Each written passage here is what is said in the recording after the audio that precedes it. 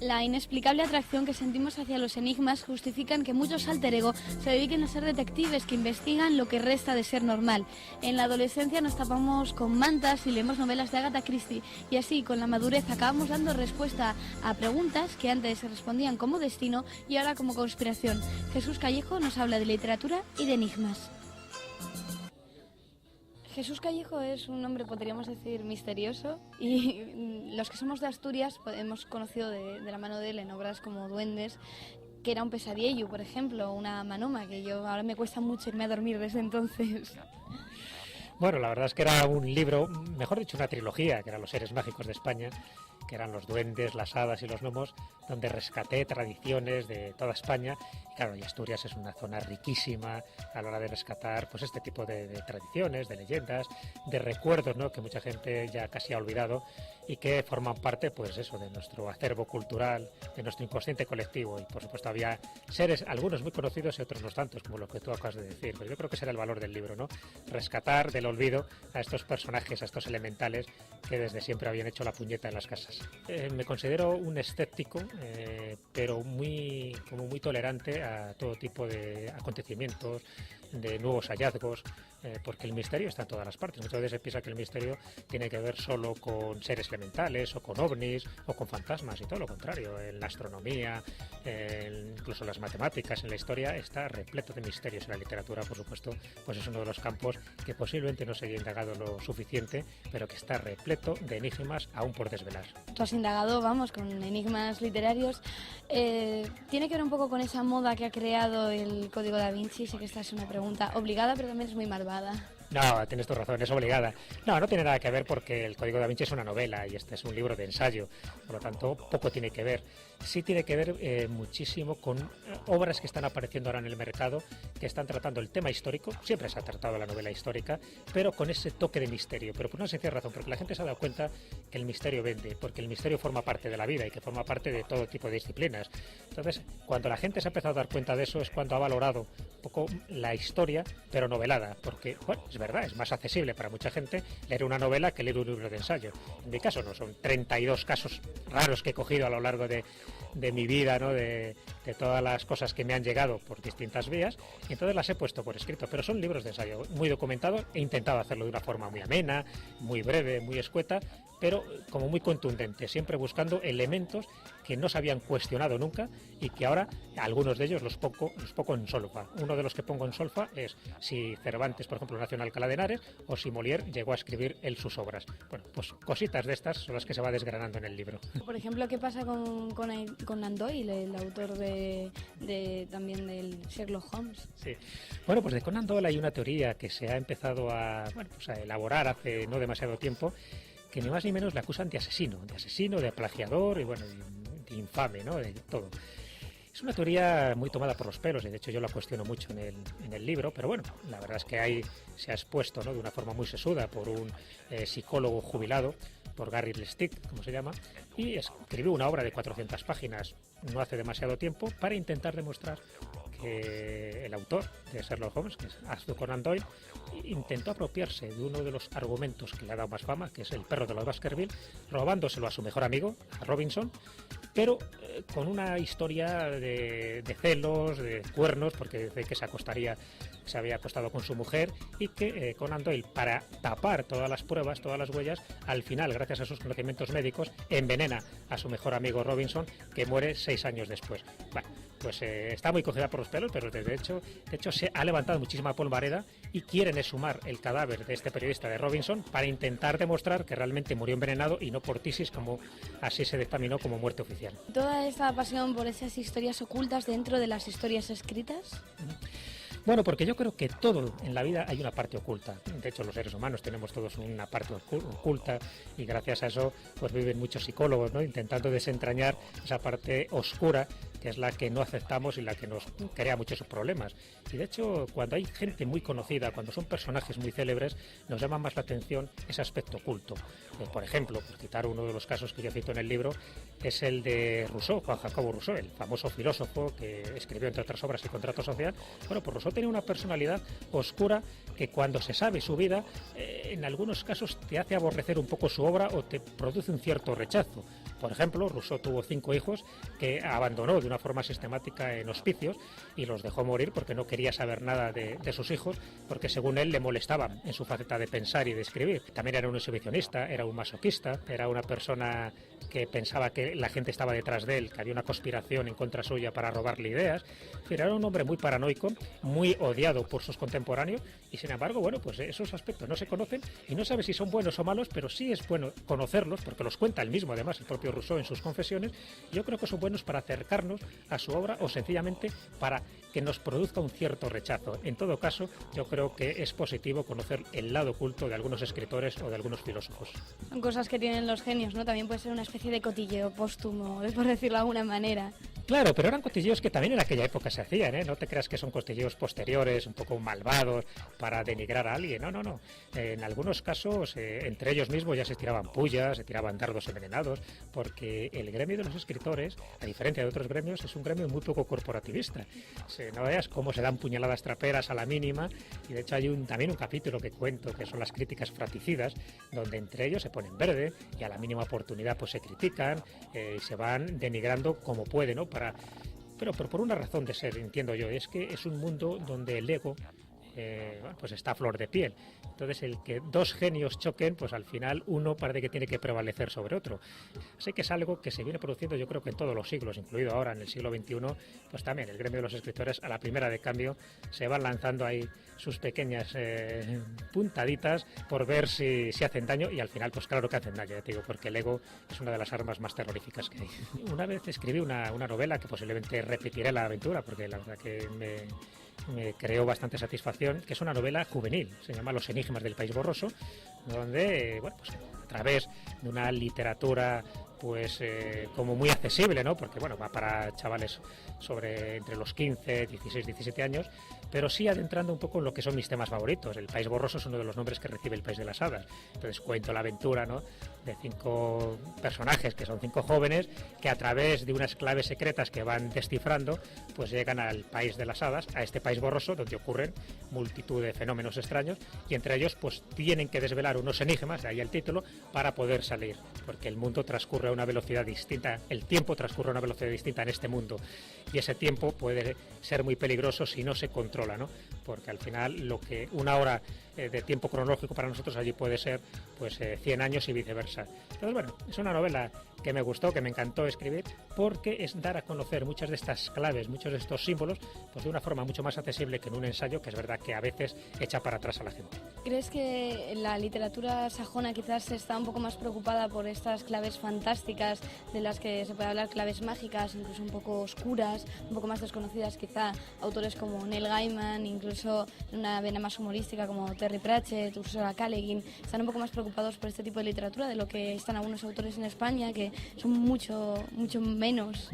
No, tienes razón, es verdad que la literatura fantástica y la literatura de terror en España ha estado muy dormida. De hecho, bueno, la edad de oro de la literatura de terror es más la anglosajona, y los autores clásicos casi todos son anglosajones, ¿no? Desde Edgar Allan Poe a, bueno, pues, toda la saga que hemos tenido. Y en España es verdad, se ha quedado siempre muy relegado. Y de hecho, las antologías que ha habido de literatura o de relatos fantásticos o de terror, en España siempre se citan los mismos ejemplos, muy pocos, ¿no? Porque es como si se hubiera considerado una literatura menor. Se ha dado mucho más importancia al costumbrismo, al naturalismo, al realismo, pero no tanto a la fantasía, ¿no?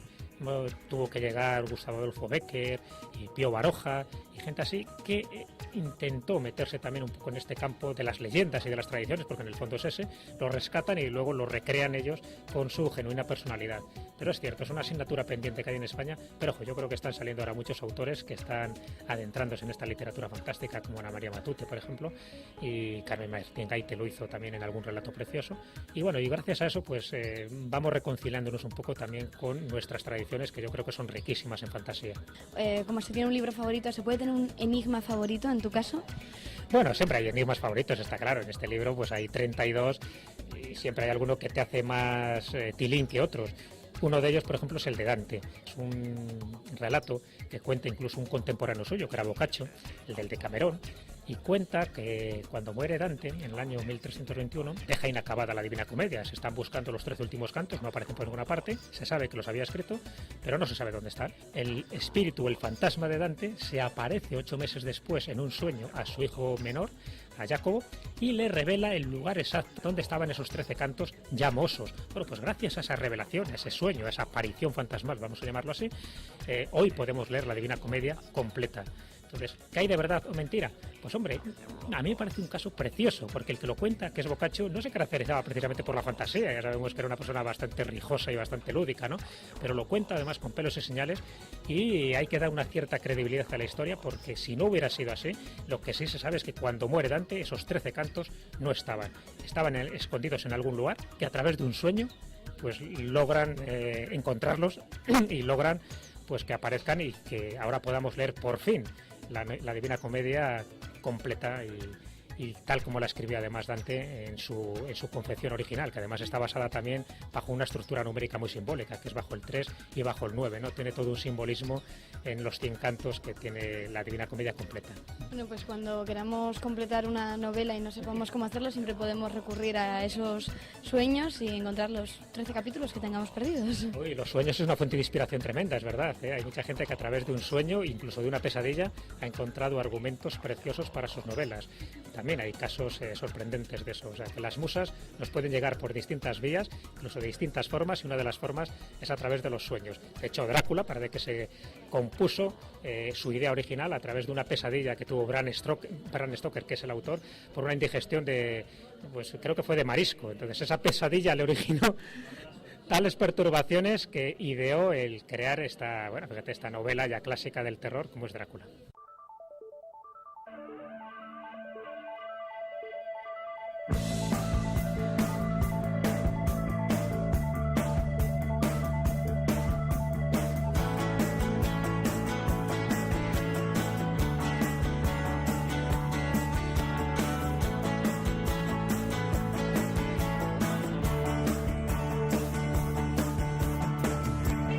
Voy de aquí para allí, sin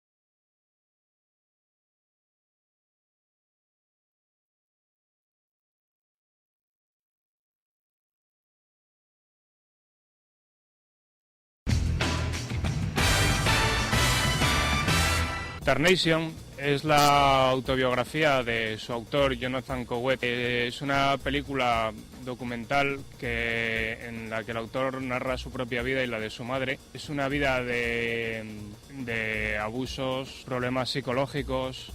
La madre fue sometida a electroshocks durante su juventud y él es un homosexual que ha tenido una adolescencia problemática y autodestructiva, y ya en su madurez ha decidido recuperar todo el material que había grabado a lo largo de su vida y construir con él su historia y la de su madre. Es una película que está construida a base de flashbacks, de saltos hacia adelante y hacia atrás. Al ser una autobiografía no tiene un desarrollo clásico, sino que hay una sucesión de momentos sin una conclusión definida. Es como la propia vida, no se acaba y ya está. El final de la película no es el final de la vida de sus personajes, y eso lo deja bastante claro.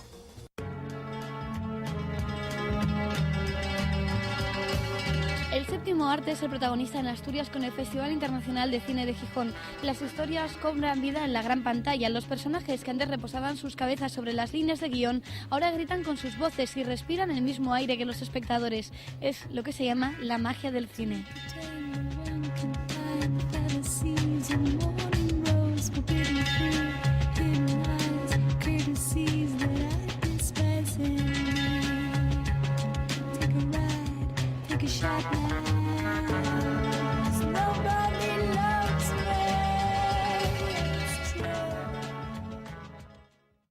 La tormenta de hielo es una película de Ang Lee, el director de cosas tan dispares como Hulk, Sentido y Sensibilidad o El banquete de bodas.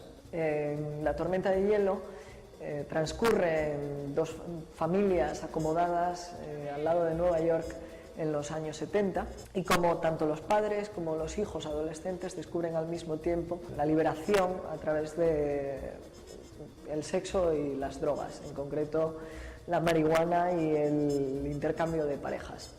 Lo interesante de la película es ver cómo los padres ya no creen en los viejos valores en los que fueron educados, pero sin embargo educan a sus hijos en estos mismos valores, lo cual es una contradicción, pero que se vive muy extrañamente por parte de ellos. Sí. Me estás aburriendo. Ya tengo marido y no me interesa repetir ciertas cosas. Eso es cierto. Una buena observación. Lo nuestro es una aventura, claro. Una relación explícitamente sexual, solo nuestras necesidades. Tienes mucha razón. Es hora de vestirse. Los chicos están al llegar. De acuerdo. Las relaciones se establecen entre un reparto excepcional.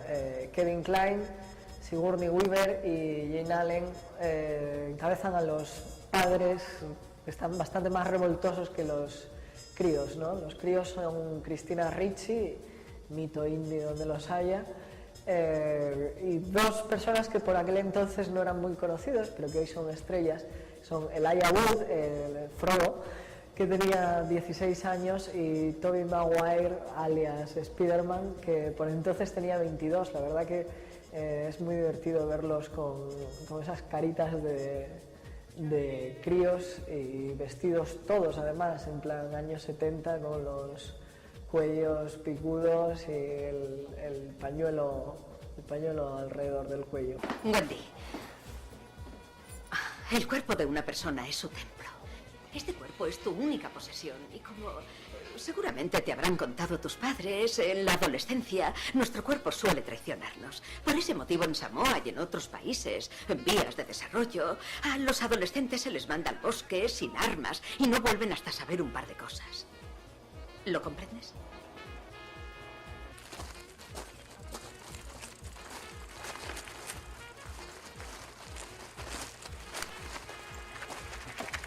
No quiero volver a verte.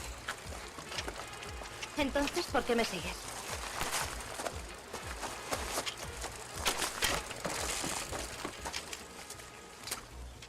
Uno de los papeles más memorables de Christina Ricci es el de Miércoles en La familia Addams, y en esta película hay un pequeño homenaje a ese personaje porque vuelve a hacer un discurso en el Día de Acción de Gracias, bendiciendo la mesa, y vuelve a hacer, igual que hizo en la tradición continua, meterse con las barbaridades que cometieron los ingleses contra los pueblos indígenas. Es un puntazo por su parte bastante interesante.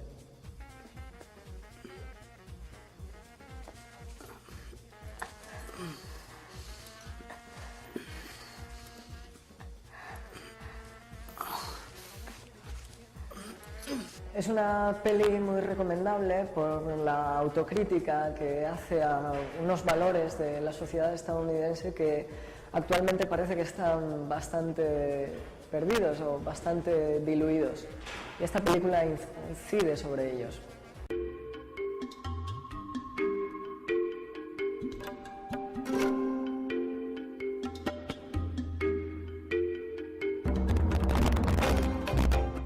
Limpio es el título de la última película de Olivier Assayas. A Maggie Cheung ya la habíamos visto en In the Mood for Love y esta vez da vida a Emily, un personaje que, como todos los de Assayas, está bastante cansado de la vida.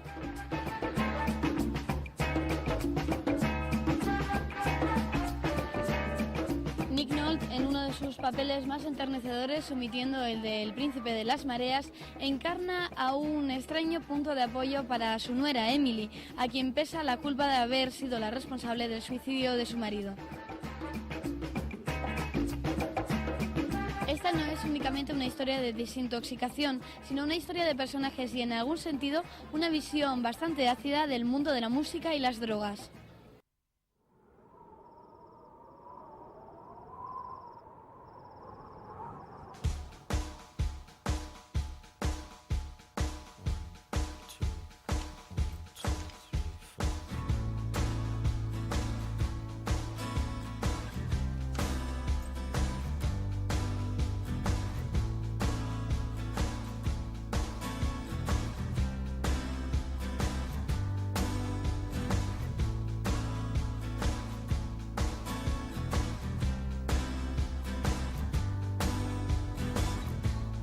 Traveling through a tunnel under sea.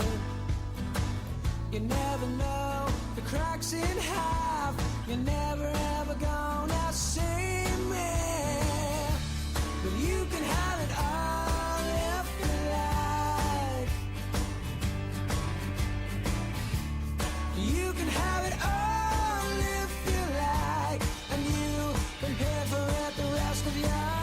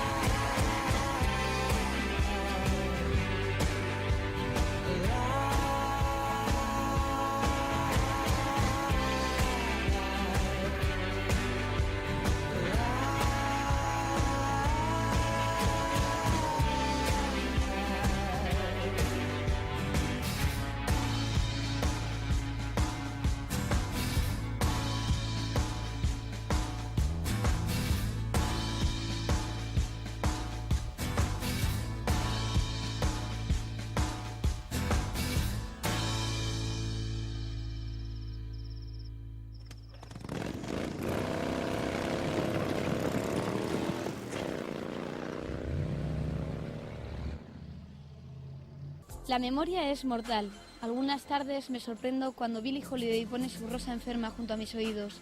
Algunas tardes me sorprendo, lejos de mí, llorando, dice Antonio Gamoneda, a quien le ardían las pérdidas. Con una memoria mortal de pez, dejamos los recuerdos señalados para mañana a las 8 de la tarde aquí, en Teleasturias.